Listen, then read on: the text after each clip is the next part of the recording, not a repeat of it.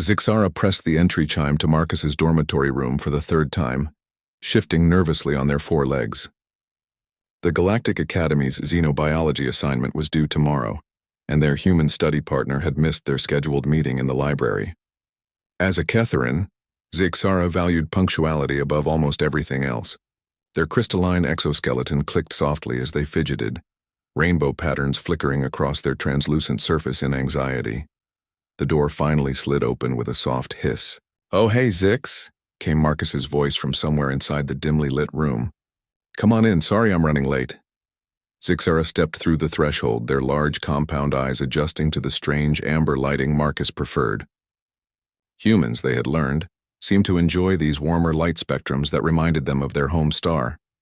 But as their vision cleared, Zixara stopped moving entirely, their four legs locking in place as if their joints had suddenly crystallized.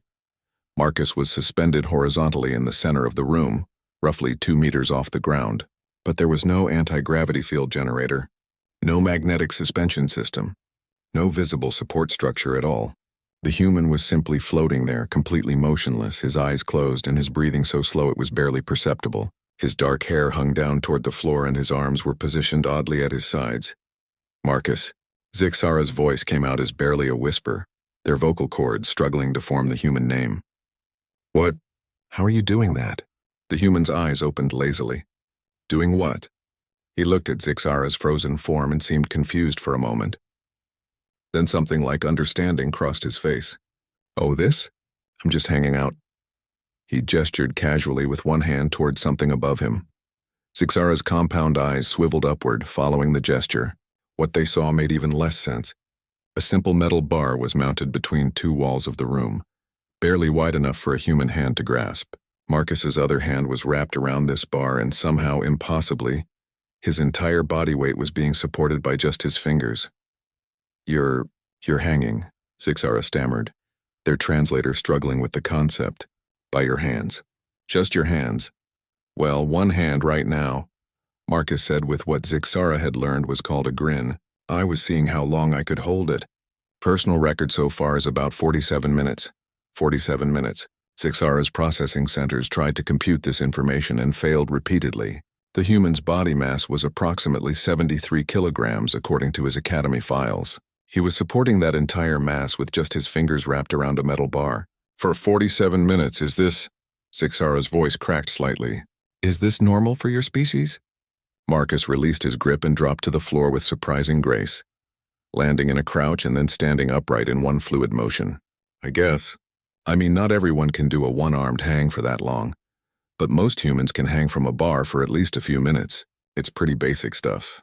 Basic stuff." Zixara felt their legs trembling slightly.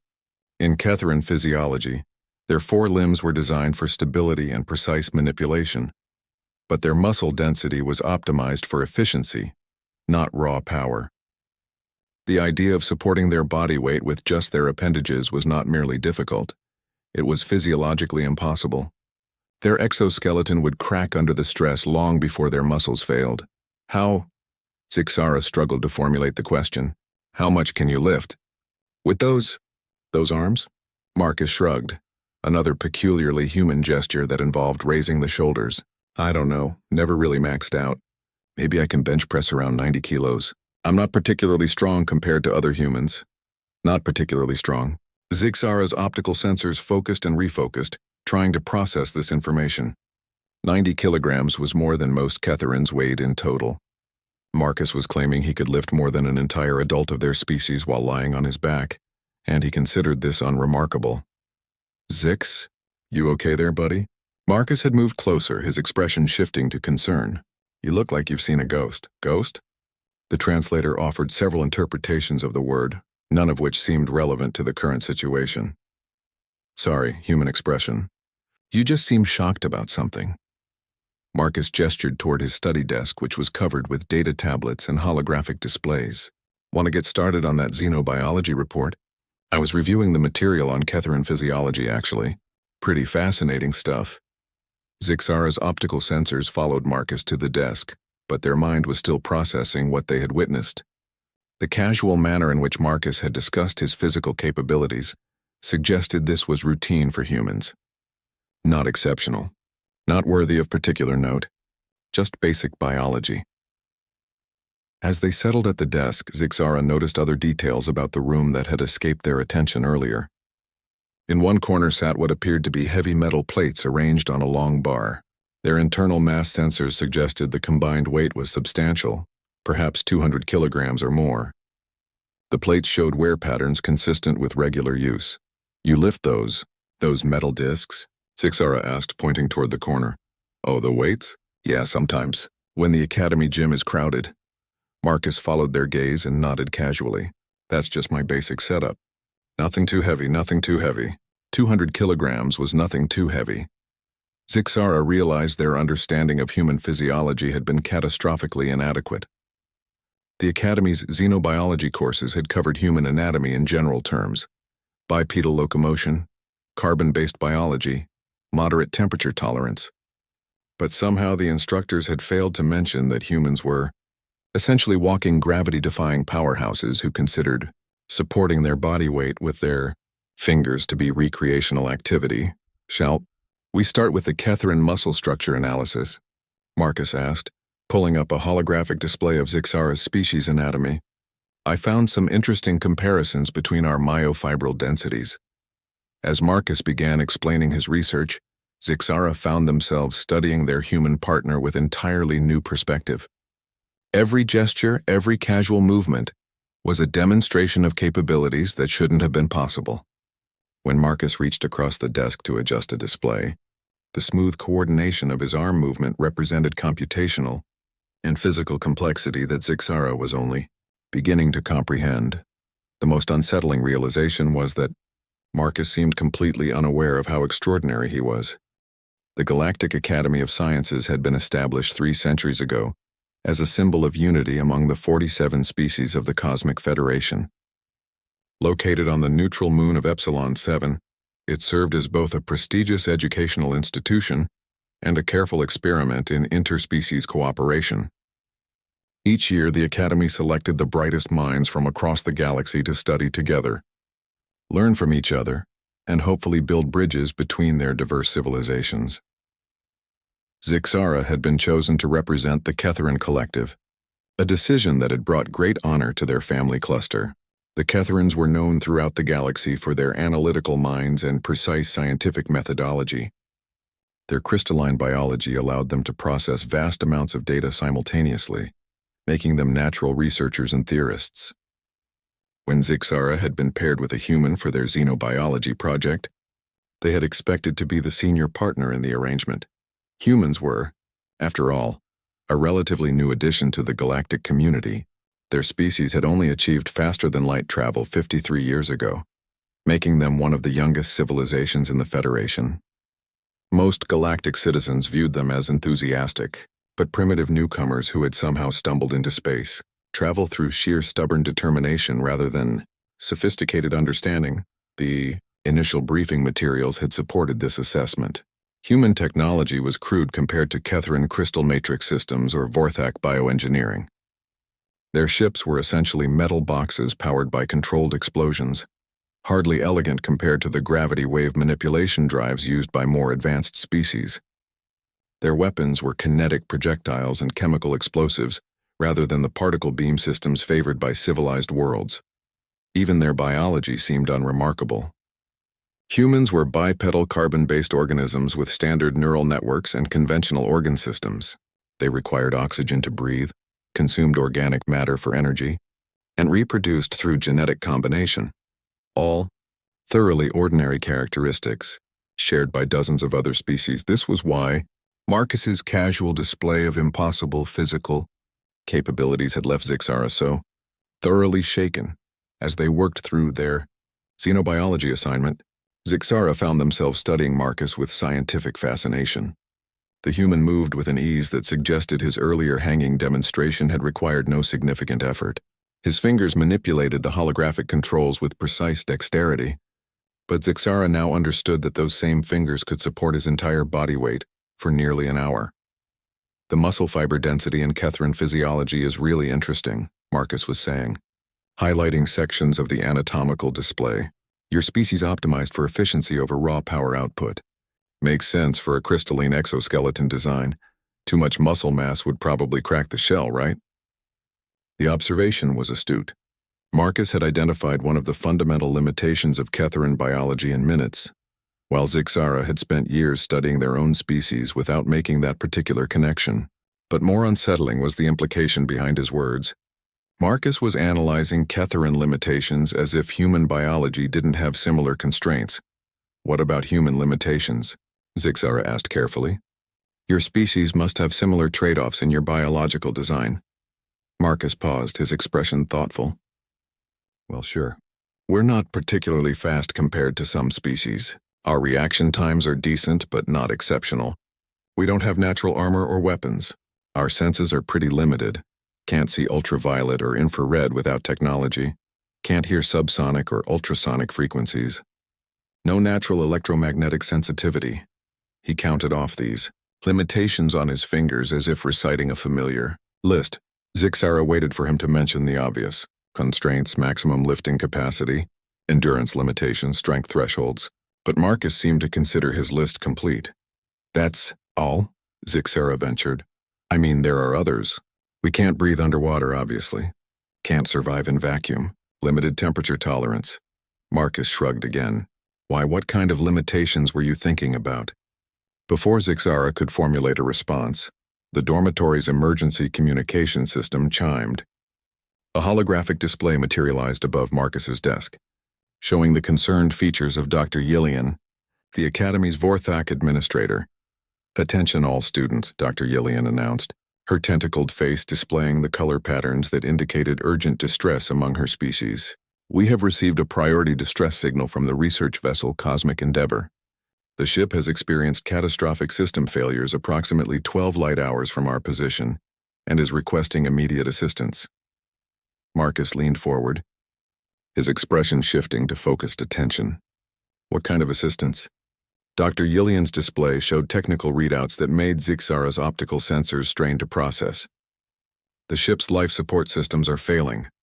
Atmospheric processors are down, artificial gravity is unstable, and their emergency power systems have approximately 18 hours of capacity remaining. The crew consists of 37 researchers from various species. Can't the Academy's rescue ships reach them in time? Marcus asked. Our fastest vessel would require 22 hours to reach the Cosmic Endeavor's position, Dr. Yillian replied grimly. The Federation Emergency Response Fleet is even further away. We are exploring all options, but the situation appears unchallenging. The communication ended, leaving Marcus and Zixara staring at the empty holographic space where Dr. Yillian's image had been. The implications were clear. 37. Researchers were going to die unless someone found a solution that the Academy's best minds had already deemed impossible. Marcus stood up from his chair with sudden purpose. We need to help. We? Zixara's compound eyes focused on their human partner in confusion. Marcus, we are students. The Academy has emergency response specialists, trained rescue personnel, advanced equipment. What could we possibly contribute to this situation? But Marcus was already moving around the room, gathering items with swift efficiency.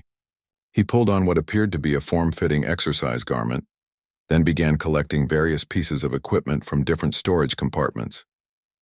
Zixara recognized some of the items: emergency oxygen canisters, basic tools, portable power cells, but couldn't understand their relevance to a space rescue operation. The Academy's ships are too slow, Marcus said as he worked. But there might be another option. The Academy has those old maintenance pods in the lower docking bay, the ones they use for external hull repairs. They're fast, but they're not rated for long-distance travel. Maintenance pods. Zixara's translator provided detailed specifications.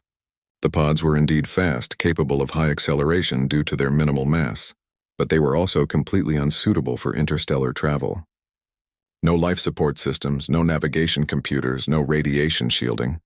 They were designed for short trips in protected space, not 12-hour journeys through open vacuum. Marcus, Zixara said slowly, those pods cannot sustain life for 18 hours. The life support systems are minimal, designed for perhaps 2 hours of operation at most. Marcus paused in his preparations, looking at Zixara with an expression that seemed almost surprised. Oh, I wasn't planning to use the pod's life support systems. The casual tone in which he delivered this statement sent another wave of shock through Zixara's processing centers. Not planning to use life support. For an 18-hour journey through vacuum. Then how, Zixara asked with mounting dread, do you plan to survive the trip? Marcus continued gathering equipment as if Zixara's question was merely academic curiosity, rather than a matter of life and death.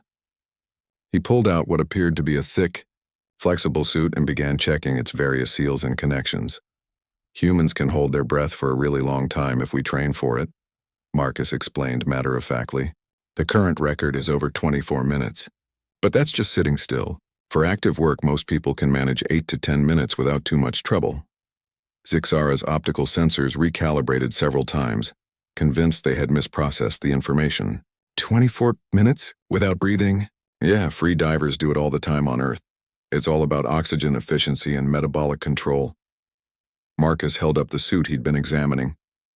But for an 18-hour trip, I'll need something more reliable than just breath-holding. The suit, Zixara realized, was a primitive atmospheric system. Not the sophisticated life support technology used in proper spacesuits, but a simple sealed garment with basic air recycling. The kind of equipment used for short-term emergency situations or hazardous environment work. Marcus, Zixara said carefully, that suit is designed for perhaps 4 hours of operation under optimal conditions. How do you plan to survive 18 hours? Suspended animation, Marcus replied as if this was an obvious solution. Humans can lower our metabolic rate dramatically when necessary. Body temperature, heart rate, oxygen consumption, we can dial it all way down. Suspended animation. Zixara's database searches yielded no results for this capability in human physiology. Your species has natural hibernation abilities? Not exactly hibernation, but close enough. Marcus finished checking the suit and set it aside. There are documented cases of humans surviving in freezing water for hours, or buried under avalanches for days. Our bodies have emergency protocols that kick in during extreme situations. Documented cases. Zixara's mind raced through the implications. Marcus was describing biological capabilities that bordered on the impossible. The ability to voluntarily reduce metabolic functions to survival levels suggested a degree of conscious control over autonomic systems that no known species possessed. Show me, Zixara said suddenly. Marcus looked up from his equipment preparations. Show you what? This metabolic control. Demonstrate how you can reduce your body's energy requirements. Marcus shrugged and sat down cross-legged on the floor. Okay, but it's not very dramatic to watch. He closed his eyes and began breathing in a slow, rhythmic pattern. Within moments, visible changes began to occur. Zixara's thermal sensors detected Marcus's body temperature beginning to drop. His breathing slowed from the normal human rate of 15 breaths per minute to perhaps 4. Most remarkably, his heart rate decreased from approximately 70 beats per minute to fewer than 30. Yet he remained conscious and responsive. How do you feel? Zixara whispered, afraid to disturb whatever process was occurring. Fine, Marcus replied without opening his eyes. A little cold, but that's expected. In a properly controlled environment, I could maintain this state for many hours. Many hours. With a heart rate that would indicate serious medical distress in most species. Marcus was casually conversing as if this was a perfectly normal condition. Zixara began to understand why humans had survived long enough to develop space travel, despite their supposedly primitive technology. They didn't need sophisticated life support systems because they were their own life support systems. Marcus returned his vital signs to normal levels, with the same casual ease he'd used to reduce them. The trick is training your nervous system to maintain consciousness while your body enters emergency conservation mode. Most humans can learn it with practice, most humans. Not exceptional individuals, not specially trained specialists, but most members of the species. Zixara felt a growing sense of unease about what they were learning. There's something else, Marcus continued, returning to his equipment preparations. The maintenance pods have minimal navigation systems, but they're designed for local operations. For a 12-hour journey, I'll need to plot the course manually and maintain position adjustments throughout the trip. Manually? Zixara's translator struggled with the concept. You mean without computational assistance? The pods have basic sensors, but no AI navigation. I'll need to use stellar positioning and course corrections based on visual references. Marcus pulled out what appeared to be a collection of mathematical instruments and star charts. It's basically old-school astrogation. Humans did it for centuries before we had computer assistants. Astrogation by visual reference. Zixara's species had never developed space travel without sophisticated computer guidance systems, because the computational requirements for interstellar navigation were beyond biological processing capabilities. Yet Marcus was suggesting that humans regularly performed these calculations using only their organic neural networks. The mathematical complexity, Zixara began, is substantial, yeah, but human navigators on Earth learned to handle similar calculations for ocean travel long before we had electronic computers. It's just a matter of understanding the principles and maintaining accuracy. Marcus spread out several star charts, his fingers tracing possible routes with practiced ease. The main challenge will be maintaining course corrections while in suspended animation. But I can set up automated systems for the pod's basic maneuvering thrusters. Automated systems that he could design and implement in the next few hours, while simultaneously preparing for an 18-hour journey in suspended animation, using manual astrogation techniques in a maintenance pod, never intended for long-distance travel. Zixara was beginning to suspect that the galaxy's assessment of human capabilities might have been somewhat inaccurate. Chime from Marcus's communication system interrupted their conversation. Dr. Yillian's image appeared again, her color patterns indicating even greater distress than before. "Students, faculty and staff," she announced, "we have received updated information from the Cosmic Endeavor. Their situation has deteriorated more rapidly than anticipated. Life support systems are failing faster than expected, and their emergency power reserves may last only 12 hours instead of 18. 12 hours. Zixara looked at Marcus, expecting to see the plan abandoned in the face of this new constraint. Instead, Marcus simply nodded and began gathering his equipment more quickly. "That actually makes it easier," he said. 12 hours is well within the range of documented human suspended animation cases, and shorter travel time means less fuel requirement for the pod. "Marcus," Zixara said urgently, "this is becoming extremely dangerous. Even if your species has these remarkable capabilities, attempting a rescue under these conditions is exactly the kind of situation humans are built for," Marcus finished. "Zix, my species didn't develop space travel because we're the smartest or the most advanced. We got here because when things go wrong, we don't give up. We adapt, we improvise, and we keep going until we find a solution."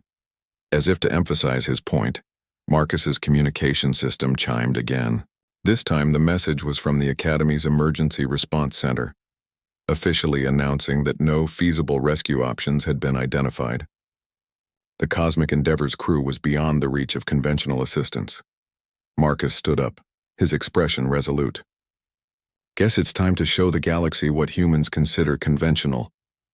The lower docking bay of the Galactic Academy was a maze of maintenance equipment, spare parts, and service vehicles. Most species avoided this area due to the industrial atmosphere and the presence of various hazardous repair operations. For Marcus, it seemed to be exactly the environment he thrived in. Zixara followed their human partner through the bay, watching in fascination as Marcus quickly located and assessed various pieces of equipment with an efficiency that suggested deep familiarity with mechanical systems. He moved past several sophisticated repair drones and gravitational lift platforms, heading directly for a cluster of small, utilitarian pods that looked primitive even by human standards. "These are perfect," Marcus announced, running his hands along the hull of the nearest maintenance pod.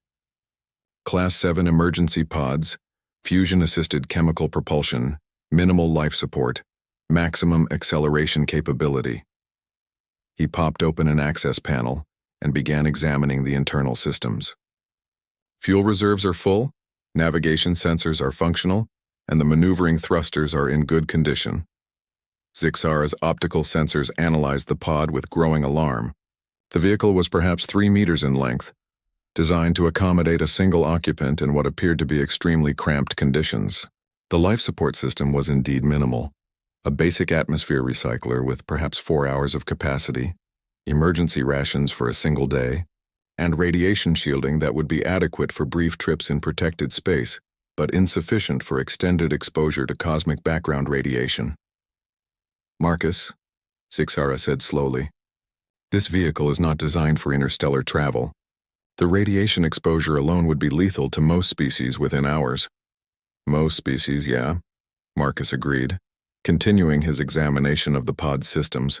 But human radiation tolerance is pretty high. We evolved on a planet with a fairly thin atmosphere and high background radiation compared to most inhabited worlds. Our cellular repair mechanisms are robust. Marcus was describing resistance to ionizing radiation as if it were a minor biological quirk rather than a capability that would allow survival in conditions that would quickly kill most other sapient species. Marcus began making modifications to the pod's systems with tools he had brought from his dormitory. His movements were precise and confident, suggesting engineering knowledge that went far beyond basic mechanical aptitude. Within minutes, he had bypassed several safety systems and connected additional equipment to the pod's power grid. "What are those modifications?" Zixara asked, watching Marcus install devices they didn't recognize. "Automated navigation corrections," Marcus explained without looking up from his work. "The pod's computer can't handle complex astrogation, but it can manage basic course adjustments if I program the parameters correctly. I'm setting up a system that will make minor thrust corrections every 30 minutes to maintain our trajectory. The mathematics involved in such programming should have required sophisticated computational assistance, yet Marcus was performing the calculations manually, using only a basic data tablet and what appeared to be purely mental arithmetic. His fingers moved across the tablet's surface in rapid sequences, entering navigation algorithms that Zixara couldn't even follow, much less verify. "How do you know these calculations are accurate?" Zixara asked. "Double-checked them 3 times, Marcus replied. "Plus I'm building in safety margins for computational errors. If my math is off by a few percentage points, the automated corrections will compensate." Safety margins for computational errors he might make while performing interstellar navigation calculations in his head. Zixara was beginning to understand that their assessment of human capabilities had been not merely incomplete, but fundamentally wrong. A commotion near the docking bay entrance drew their attention. Dr. Yillian was approaching with several other Academy staff members, their expressions ranging from concerned to horrified. Behind them came a small crowd of students from various species, apparently drawn by rumors of what Marcus was attempting. "Mr. Chen," Dr. Yillian called out, her color patterns displaying the deep purples and reds that indicated extreme alarm among her species. "What you are contemplating is not merely dangerous, it is impossible. No known technology can sustain life for a 12-hour journey in these pods." "You're right," Marcus agreed, sealing the access panel he had been working on. "No known technology can do it. But I'm not relying on technology." This statement caused a ripple of confused communication among the gathered crowd. Students and faculty from a dozen different species began conferring among themselves, trying to understand what Marcus could possibly mean. Dr. Yillian's tentacles writhed in the gesture that indicated deep distress among Vorthax. "Mr. Chen, I must insist that you abandon this course of action. The Academy cannot permit students to attempt clearly suicidal rescue missions. With respect, Dr. Yillian," Marcus said, pulling on the environmental suit he had brought from his room. 37 people are going to die if nobody helps them. The Academy's rescue ships can't reach them in time. This pod can, but you cannot survive the journey." Marcus paused in his preparations and looked directly at the Vorthak administrator. "Dr. Yillian, how long do you think humans lived on their planet before developing advanced technology?" The question seemed to confuse her. The standard evolutionary timeline for technological species suggests perhaps 50,000 years from sapience to space travel. "Closer to 300,000, Marcus corrected. "For most of that time, we survived in environments that would kill most galactic species within hours. We lived through ice ages, radiation exposure, atmospheric changes, predator attacks, natural disasters, and resource shortages that would end other civilizations. We didn't survive because we were the strongest or the smartest. We survived because we don't give up." As if to demonstrate his point, Marcus began the process of entering suspended animation while standing upright. His breathing slowed, his heart rate decreased, and his body temperature began to drop. But unlike the demonstration in his room, this time he was simultaneously performing final equipment checks and system preparations. He was maintaining conscious control over complex tasks while voluntarily inducing what appeared to be a state approaching clinical death. "Impossible," whispered Dr. Kethmore, the Academy's Zephyrian physiology instructor. No species can maintain cognitive function while reducing metabolic activity to those levels. Humans can, Zixara said quietly, surprising themselves with the certainty in their voice. I've seen it. Marcus completed his final preparations and turned toward the gathered crowd. His vital signs were now operating at levels that would indicate severe medical distress in any other species. Yet his voice was steady and his movements coordinated. I'll be back in 18 hours with 37 researchers who are very much alive, he announced. Try not to worry too much. With that, Marcus climbed into the maintenance pod, sealed the hatch, and initiated launch procedures. The small craft's fusion engines ignited with a controlled explosion that would have been terrifying if Zixara hadn't been learning to expect impossible things from humans as the pod accelerated away from the Academy at velocities that should have been fatal to any biological organism. Zixara realized that everything the galaxy thought it knew about humanity was about to change. The Academy's communications center fell into an unusual silence as Marcus's pod disappeared into the vast darkness of space. Every few minutes, automated tracking updates confirmed that the small craft was maintaining its impossible trajectory toward the stranded research vessel. The gathered faculty and students remained in the docking bay, as if physical proximity to the launch point could somehow influence the outcome of the rescue attempt. Zixara found themselves appointed as an unofficial translator for Marcus's actions, fielding questions from confused academics who couldn't reconcile what they had witnessed with their understanding of biological limitations. Dr. Yillian had established a crisis coordination center, monitoring both Marcus's progress and the deteriorating situation aboard the Cosmic Endeavor. 6 hours into the journey, the first major test of Marcus's plan occurred. Long-range sensors detected a solar flare from a nearby star system, sending a wave of high-energy particles directly across Marcus's flight path. The radiation levels were sufficient to overwhelm the minimal shielding of the maintenance pod, and would have been lethal to most galactic species even with proper protection. The human's pod is directly in the path of the radiation wave, announced Dr. Kethmore, his Zephyrian vocal cords producing the harmonic frequencies that indicated extreme concern. There is no possible way to survive that level of exposure. But when the radiation wave passed and the pod's automated systems resumed transmitting telemetry data, Marcus's vital signs remained stable. His heart rate had decreased even further, now operating at levels that would indicate near death in other species, but the life signs were steady and consistent. How is this possible? Dr. Yillian asked, her tentacles writhing in confusion. The radiation exposure should have caused immediate cellular damage. Zixara consulted the human physiology data they had been studying. According to the Academy's files, humans evolved on a planet with unusually high background radiation. Their cellular repair mechanisms are enhanced compared to most species. Enhanced. The word seemed inadequate to describe what was occurring. Marcus was not merely surviving radiation exposure that would be fatal to others, he was apparently unaffected by it entirely. 8 hours into the journey, the second crisis emerged. The pod's automated navigation system detected a navigational error. The course corrections Marcus had programmed were functioning properly, but the gravitational influence of an uncharted stellar object was gradually pulling the pod off its intended trajectory. Without manual intervention, the craft would miss the Cosmic Endeavor by several 100,000 kilometers. Can the automated systems compensate for the gravitational deviation? Dr. Yillian asked the Academy's navigation specialists. Negative, replied Professor Vexhai, the Academy's senior astrogation instructor. The computational requirements for real-time gravitational correction exceed the pod's processing capabilities. A course correction of this complexity would require conscious intervention from a trained navigator. Yet even as Professor Vexhai finished explaining why the situation was impossible, telemetry from the pod showed that course corrections were being implemented, small adjustments to the craft's trajectory, precisely calculated to account for the gravitational influences and restore the proper flight path to the stranded research vessel.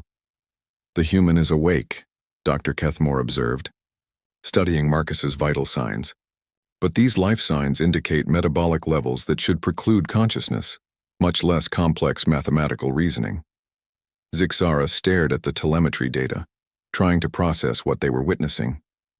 Marcus was simultaneously maintaining suspended animation to conserve oxygen while remaining sufficiently conscious to perform real-time astrogation calculations that challenged the Academy's most sophisticated computer systems. 10 hours into the journey, Marcus's pod reached the Cosmic Endeavor's position. The research vessel was a tragic sight. Emergency lighting flickering weakly, atmospheric venting from several hull breaches, and debris scattered around the ship indicating multiple system failures. Long-range scans confirmed that life support had failed completely. The 37 crew members were surviving an emergency. Shelters with perhaps 2 hours of breathable air remaining. What happened next challenged every assumption the Academy's observers held about rescue operations in space. Instead of attempting to dock with the research vessel's damaged airlocks, Marcus's pod maneuvered to one of the hull breaches. Telemetry showed him exiting the pod in his basic environmental suit and floating across open space to the damaged ship.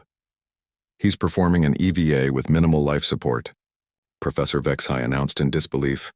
That suit has perhaps 30 minutes of air supply. Marcus disappeared into the research vessel through the hull breach. For 43 minutes, there was no communication from either him or the stranded crew. The Academy's observers could only watch helplessly as their monitoring systems showed atmospheric pressure fluctuations and energy, readings that suggested extensive activity aboard the damaged ship. When contact was finally reestablished, it came in the form of an emergency transmission from the Cosmic Endeavor's main communications array. Academy Control. "This is Cosmic Endeavor," came a voice speaking accented but clear galactic standard. "Please be advised that we have been contacted by a human rescue operative who has informed us that immediate evacuation is required." Dr. Yillian leaned forward urgently. "Cosmic Endeavor, what is your current status? How many survivors do you have?" "All 37 crew members are alive and mobile," the voice replied. "The human operative has somehow restored partial life support to 3 sections of our ship and has informed us that evacuation will commence immediately." Restored partial life support. Marcus had apparently entered a severely damaged research vessel, assessed the situation, and implemented emergency repairs to failing systems in less than an hour, while working in an environment that should have been lethal and using equipment designed for basic maintenance rather than complex engineering. The evacuation itself provided the most remarkable demonstration yet of human capabilities. Instead of attempting to transfer the crew to his single-person pod, Marcus had apparently organized the survivors into groups based on their species' environmental requirements and was implementing a staged rescue operation using the research vessel's own emergency equipment. Cosmic Endeavor. "How is the evacuation being conducted?" Dr. Yillian asked. "Our understanding was that your emergency systems were non-functional. The human operative has repurposed several of our escape pods using components from damaged systems," came the reply. "We are not entirely certain how this was accomplished, but the improvised evacuation vehicles appear to be functional. Repurposed escape pods." Marcus had apparently performed emergency engineering on unfamiliar alien technology in a hostile environment, while working alone and using improvised tools. The complexity of such an operation should have required teams of specialists working under optimal conditions. Over the next 2 hours, a steady stream of escape pods began arriving at the Academy's position. Each pod contained groups of survivors from the Cosmic Endeavor, all of whom reported the same story. A human in basic environmental gear had somehow appeared aboard their failing ship, implemented impossible repairs, and organized their evacuation with calm efficiency. Marcus himself arrived last, piloting his original maintenance pod and escorting the final group of survivors. When his craft docked with the Academy's emergency bay, he emerged from the pod appearing tired but otherwise unaffected by his 18-hour ordeal in conditions that should have killed him multiple times over. "Rescue operation complete," he announced to the stunned crowd of Academy personnel. "All 37 crew members evacuated successfully. The Cosmic Endeavor is a total loss, but we managed to save most of their research data." As the rescued researchers were helped to medical facilities and debriefing centers, Zixara approached Marcus with a question that had been building throughout the entire impossible rescue. "Marcus," they said quietly, "what exactly are humans?" Marcus looked at Zixara with genuine surprise, as if the question was unexpected. Around them, the Academy's emergency bay bustled. with activity as medical teams attended to the rescued researchers and engineering crews began analyzing the improvised escape pods that Marcus had somehow constructed from the cosmic Endeavor's failing systems. What do you mean? Marcus asked, settling onto a nearby bench with the casual air of someone who had just completed routine maintenance, rather than an impossible rescue operation. We're just humans. Nothing special about us, nothing special. Zixara's compound eyes focused and refocused, trying to process this response. Over the past 18 hours, they had witnessed Marcus casually violate what the Academy considered fundamental laws of biology, physics, and engineering. Yet he seemed genuinely unaware that his capabilities were extraordinary. Dr. Yillian approached them, her color pattern still displaying the deep confusion that had characterized her species' response to the entire situation. Behind her came several other faculty members and a growing crowd of students from various species, all looking at Marcus with expressions that ranged from awe to disbelief. Mr. Chen, Dr. Yillian began carefully, we need to understand what occurred during your rescue operation. Your actions appear to have exceeded every established parameter for what is biologically possible. Marcus shrugged. That peculiarly human gesture that Zixara was beginning to recognize as indicating casual dismissal of extraordinary circumstances. I don't know what you want me to say. The ship was damaged, people needed help, so I helped them. It's not complicated. But the radiation exposure, Dr. Kethmore interjected, his harmonic voice frequencies indicating extreme confusion. The levels you encountered should have caused immediate cellular death. Humans handle radiation pretty well, Marcus replied. We evolved on a planet that gets hit with a lot of solar radiation and cosmic rays. Our DNA repair systems are robust. And the navigational calculations? Professor Vexhai added. You performed real-time astrogation computations while in a state of suspended animation. The mathematical complexity alone should have been beyond biological processing capabilities. Marcus looked genuinely puzzled by this question. Math is just math. Humans have been doing celestial navigation for thousands of years. Before we had computers, our ship's navigators would calculate position and course using star sights and manual computations. It's a standard skill. Professor Vexhai's species had never achieved space travel without sophisticated computer assistance because the mathematical requirements were beyond their cognitive capabilities. Yet Marcus described interstellar navigation as routine human knowledge. One of the rescued researchers approached their group, a tall, crystalline being that Zixara recognized as a Netherian scientist. The Netherians were known throughout the galaxy for their analytical precision and logical thinking. Excuse me, the researcher said, her voice carrying the resonant tones characteristic of her species. I am Dr. Silandra from the Cosmic Endeavor.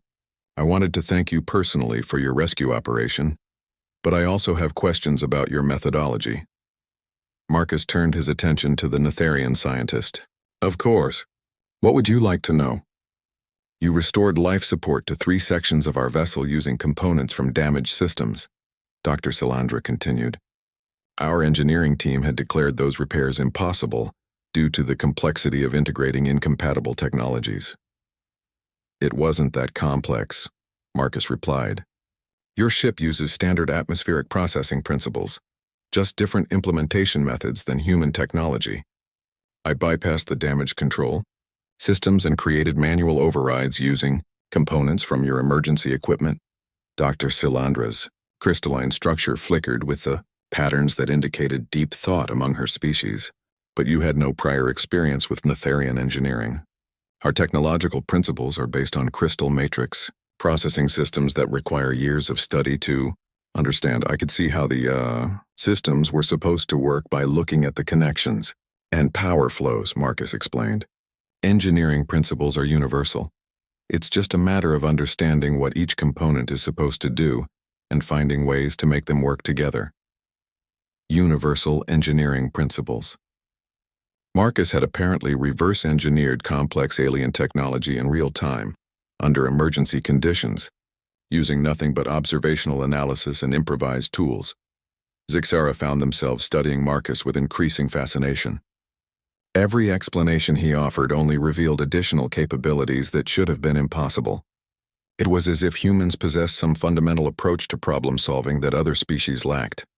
Marcus, Zixara said slowly, How do humans learn to do these things? Is there special training, genetic enhancement, technological augmentation? No, we just figure it out, Marcus replied. When humans encounter problems, we try different solutions until we find something that works. It's called adaptability.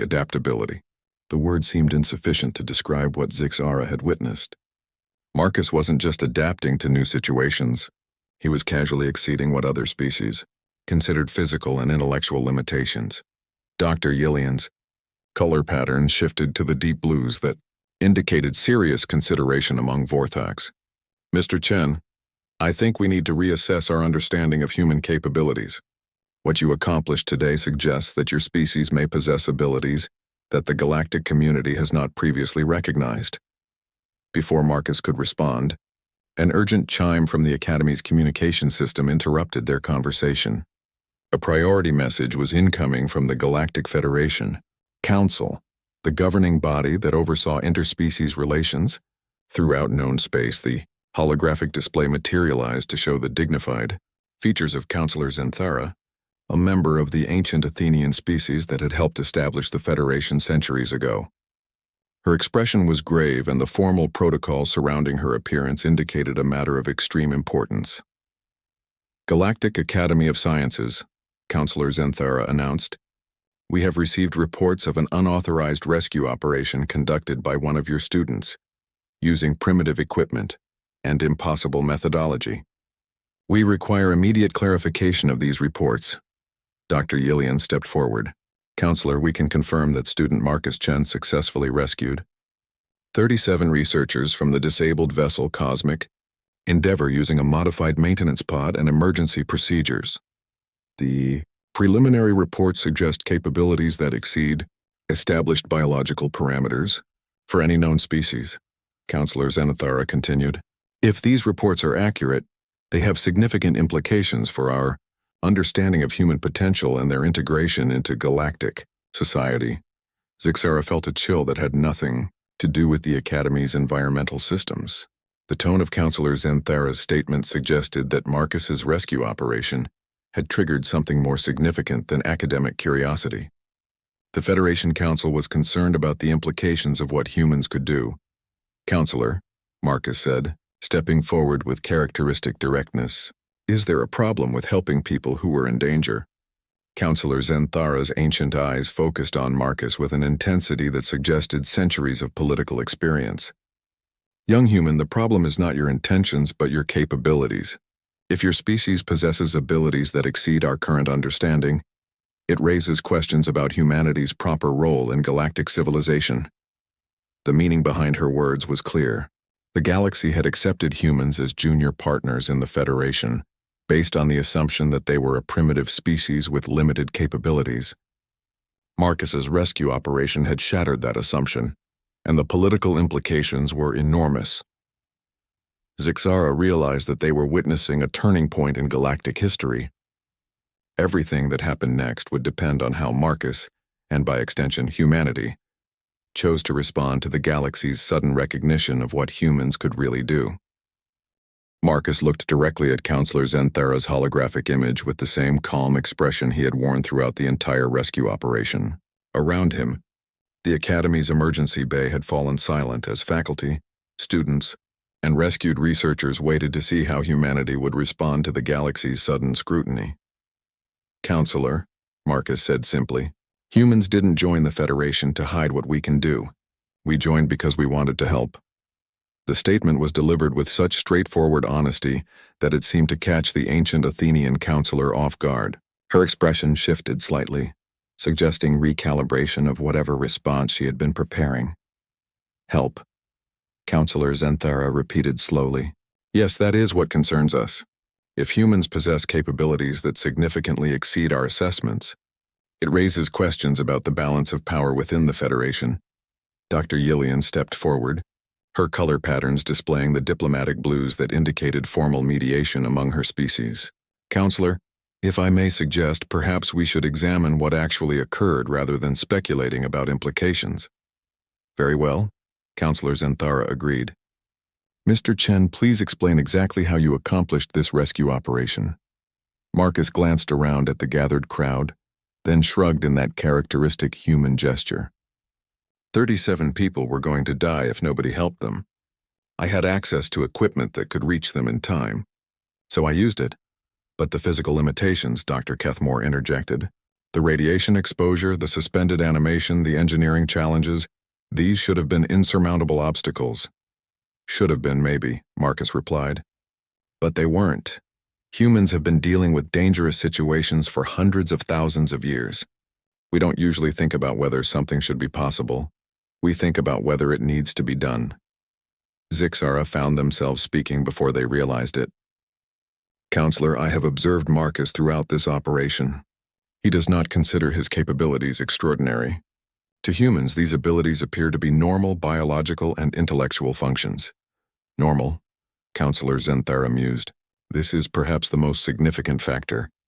Mr. Chen, are you suggesting that other humans could have performed this rescue operation? Marcus considered the question seriously.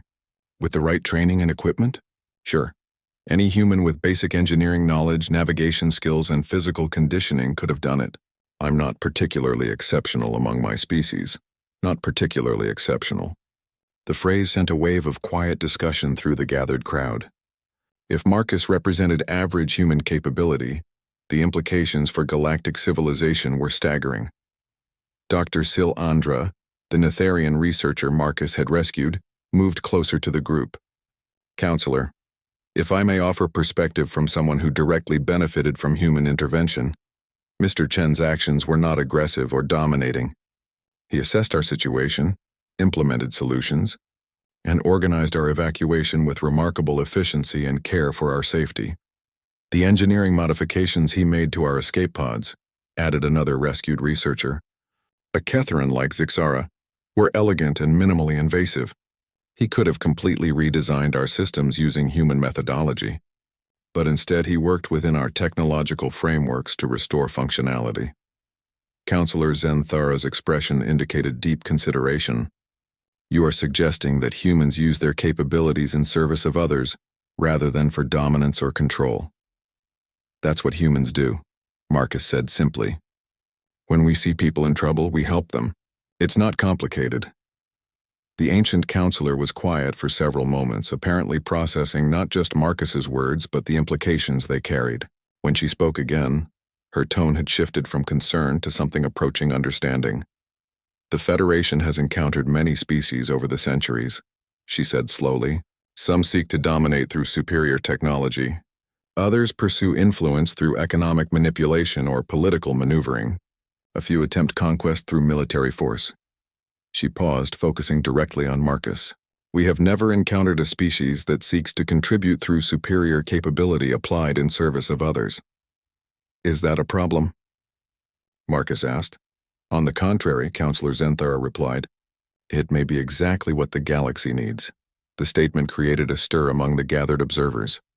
Dr. Yillian's color patterns shifted to surprised greens, while students from various species began conferring among themselves in excited whispers. The Federation has grown comfortable, Counselor Zenthara continued. Our member species have developed sophisticated technologies and stable societies, but we have perhaps become too accustomed to solving problems through committee consensus and technological complexity. When faced with genuine emergencies, we sometimes find ourselves limited by our own sophistication. Zixara understood immediately what the counselor meant.